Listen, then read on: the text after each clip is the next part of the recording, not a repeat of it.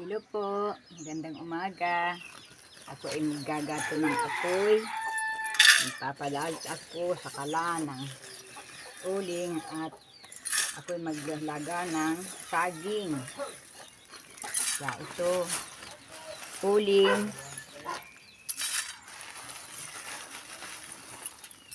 Ilalagay ko ito sa kalan. Ay, sahing. Nag Huwag yung sahing. ano ako ng bunot para ilagay ko sa kalan para magdalit.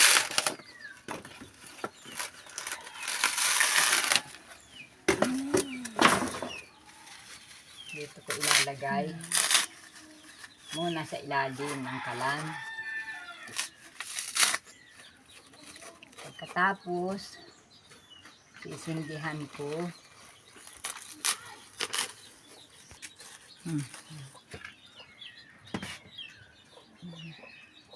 Sakit. Ting-ting. Ting-ting.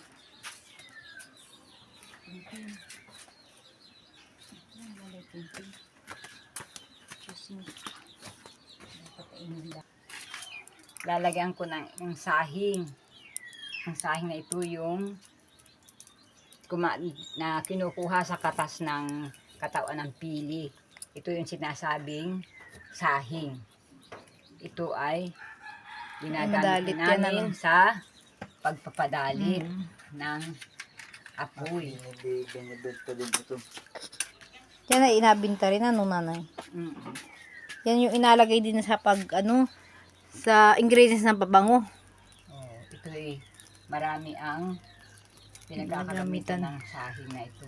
Yan ay mahal ang kilo, yung sahing na yan. May nagabinta rito yung sahing. Ito ay mabango ang amoy ng sahing na ito. Naapoy na. At nag-aapoy na, ilalagay ko na yung uling dito. Mabilis makapag-apoy yan. Pag may ano. Pagkatapos, mailagay yung uling. Ito ay papay natin para madaling magdalit.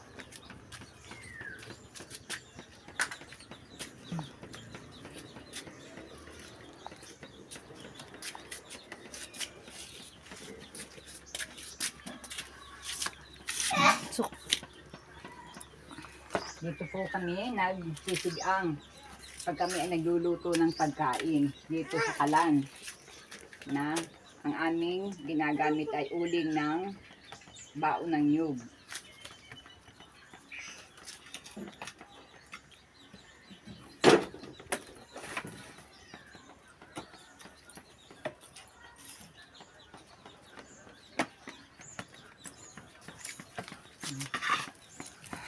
Ito po yung saging na aking lalagain. Ito saging. At lalagyan ko ito ng tubig.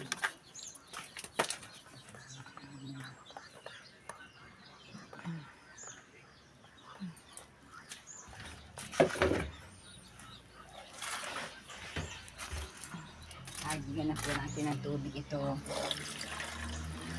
Ito ay ating... Nanay, para maraming tubig. Ay, Kailangan. Oo. Kailangan maraming tubig para maluto ng maayos. At ilalagay ko na ito sa kalan.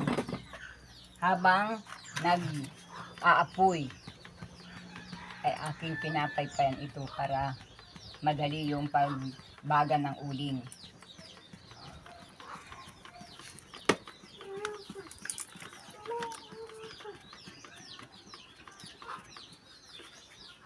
Pagod lamang ng kaunti para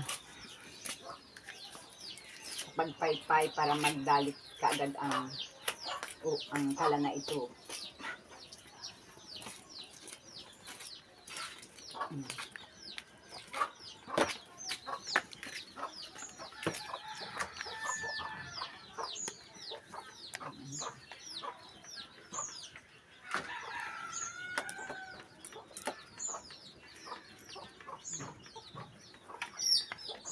Nagdadalit na ang uling dito sa kalan hanggang siya ay tuluyang makaluto dito sa aking niyalagang saging.